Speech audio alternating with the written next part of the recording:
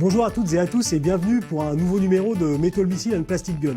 Aujourd'hui on enchaîne sur la suite de la gamme Elite avec le Retaliator que l'on va voir en détail. Donc voici l'objet en dehors de sa boîte. Le Retaliator est le successeur du Recon CX6 que voici, donc qui est sorti il y a bien 5 ou 6 ans, voire même un peu plus. À l'époque les chargeurs qui étaient dans les boîtes étaient de 6.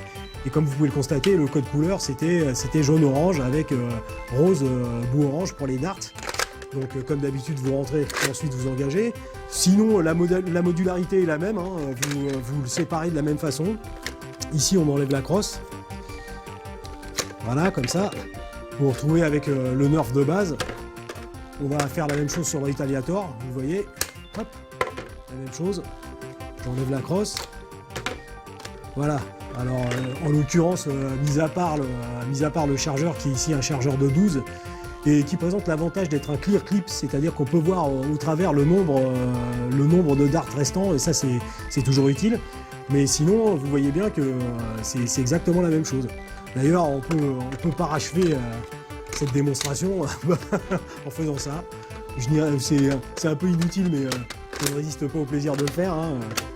Vous m'en voudrez pas. Voilà, modularité quand tu nous tiens. Voilà. Vous voyez, c'est exactement la même chose. Alors ceci dit, nous sommes en présence de nouveautés Elite qui sont censées tirer de manière beaucoup plus puissante que ce qui a été fait précédemment. Le Retaliator a un design sympathique, mais son problème général, c'est que vous visez, vous tirez, et ensuite vous êtes obligé de recharger ainsi. C'est pas très pratique et pas très rapide. Le plus, donc c'est le clear clip. On voit au travers, ça c'est bien. Et puis cette crosse-ci est donc beaucoup moins molle que la crosse du Recon. Donc tant qu'à faire et à posséder ce modèle, moi je vous conseille le Retaliator. C'est une version simplifiée et un peu améliorée du Recon. Autre chose, vous avez ici l'emplacement de la balle de la dernière chance. Vous pouvez mettre un dart ici et puis vous en servir une dernière fois. Autre nouveauté tout de même sympathique dans le Retaliator, c'est ceci qui est une poignée tactique que le Recon n'avait pas et que vous pouvez fixer sur le rail tactique sous le canon. Voilà, comme ceci, et ça vous permet une meilleure prise en main et une mise en joue plus confortable. Ça c'est pas mal du tout. Voilà pour le Retaliator. On regarde tout de suite ce qu'il donne en action. Pour toi Cyril, je sors l'œilleton, parce que quand même, this I call le problème technique. Je tire, bam. Je me présente de profil. Ah, et il touche. Deux doigts pour Cyril. Nous terminons avec l'Elite Rampage. Voilà, qui est le blaster qui termine la ligne Elite. Un blaster qui lui aussi nous est familier puisque c'est le successeur du Raider C35. Comme vous pouvez le constater, voici le Raider C35 et le Rampage. La dimension est la même. Le Rampage ne possède pas de crosse, alors que le Raider en possède une, et qui à mon sens est une des meilleures, si ce n'est la meilleure crosse Nerf, parce qu'elle est réglable. Et qu'elle reste aux différents crans auxquels vous la réglez. Et ça c'est vraiment très intéressant. Donc comme c'est modulaire, vous pouvez l'utiliser sur un autre blaster Nerf sans trop de problème. Voici un drum magazine. Voilà, donc un chargeur qu'on pourrait qualifier à tambour en français. Eh bien, il est d'une capacité de 35 darts. Donc, nous l'avons expérimenté, c'est embêtant à charger, mais ensuite vous avez une autonomie de combat qui est quand même appréciable. Donc voilà, je tire sur la cible et ensuite je continue. Bon bah le truc se distribue, les munitions se distribuent au fur et à mesure. Autre chose très intéressante, c'est la possibilité d'accroître sa capacité de tir avec ce qu'on appelle le slam fire. Le slam fire, c'est que vous maintenez appuyé la détente et en fait vous faites aller et venir la poignée. Voilà, et comme vous pouvez le constater, vous envoyez une volée de mousse dans la tronche de l'ennemi.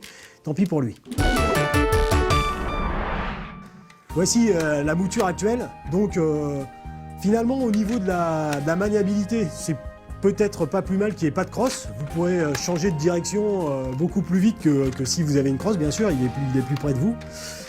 Voilà, hein, les caractéristiques sont les mêmes, la trappe de désenrayement est au même endroit.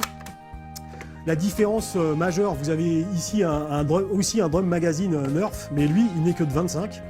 Donc le Raider présentait cet avantage d'avoir 10 darts de plus, c'est pas négligeable. Même chose, vous l'introduisez sur le côté.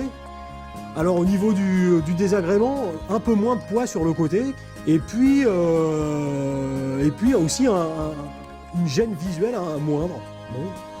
C'est pas mal. Donc là, théoriquement, nos amis d'élite sont plus puissants que leurs prédécesseurs. Nous allons tester ça en action. Donc voilà notre ami le Rampage. On va faire comme les professionnels. Il faut toujours taper sur le chargeur de manière à décoincer un peu les balles et qu'il y ait un peu d'air dedans. Bam! Oh! Là, ma visée était excellente. Ça me fait plaisir que tu apprécies. Voilà, très bonne visée, très bon confort. Voilà, pendant ce temps-là, lâchement, pendant que je regarde ailleurs, je me fais cartonner. Sportif. Il continue, le bougre. Ah, c'est comme ça, la furie déchaînée du Slamfire. Et vous cartonnez l'ennemi en le déguisant en steak tartare ou en gruyère, ça dépend de vos goûts préférés. De nouveau, ça tombe sur le Retaliator, c'est peut-être lui le moins puissant, mais le Jolt est vraiment excellent par rapport à sa taille. Le Strike Fire aussi est très bien. Et bon, là, je crois que gagnant haut la main et de haute lutte, le Rampage, là, vraiment, il envoie dur, hein. Ça fracasse. Voilà, nous en avons terminé avec le Rampage qui fait partie de la ligne élite de Nerf. Rendez-vous la semaine prochaine pour voir la ligne de Zombie Strike, une ligne très intéressante elle aussi et qui nous confirmera qu'une fois de plus, les jouets sont quelque chose de beaucoup trop sérieux pour être confiés aux enfants.